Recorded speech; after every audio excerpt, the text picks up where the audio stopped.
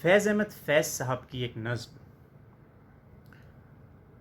ان تمام دوستوں کے نام جو کسی ذہنی اضطراب کا شکار ہیں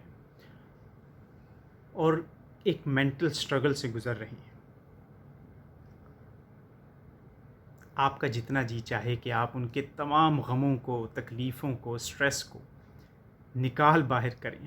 اور ان کو ایک دائمی مسکراہٹ نصیب ہو. آپ تسلی دے سکتے ہیں، دلجوئی کر سکتے ہیں، لیکن اس کا علاج بقول فیض کسی دوسرے انسان کے پاس نہیں ہے. فیض صاحب کی یہ نظم اپنے تمام دوستوں کے نام اور اس یقین کے ساتھ کہ وہ یہ جنگ ضرور جیتیں گے اور اس کا علاج وہ کر لیں گے.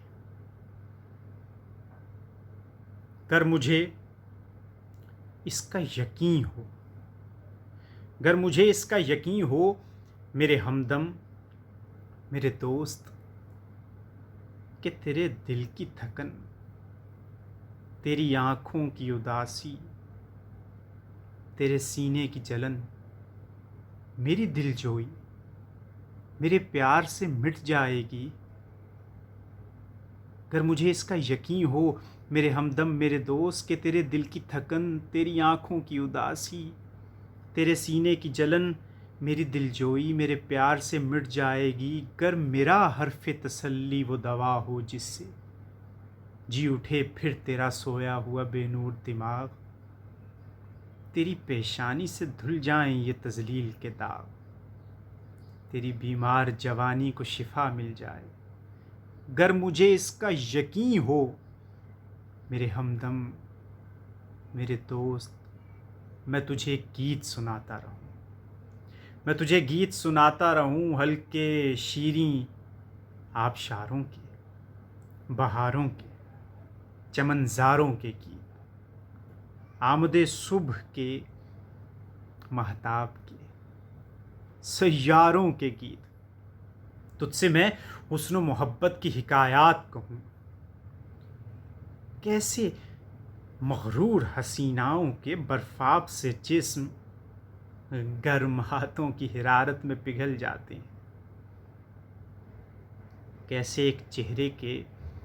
ٹھہرے ہوئے مانوس نقوش دیکھتے دیکھتے یکلخت بدل جاتے ہیں،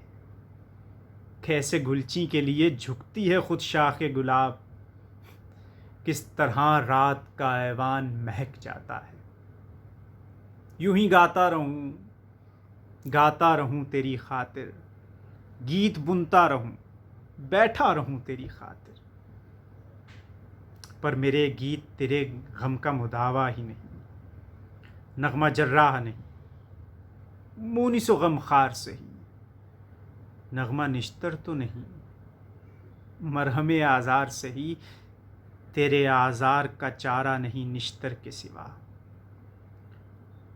تیرے آزار کا چارہ نہیں نشتر کے سوا. اور یہ سفاک مسیحا میرے قبضے میں نہیں،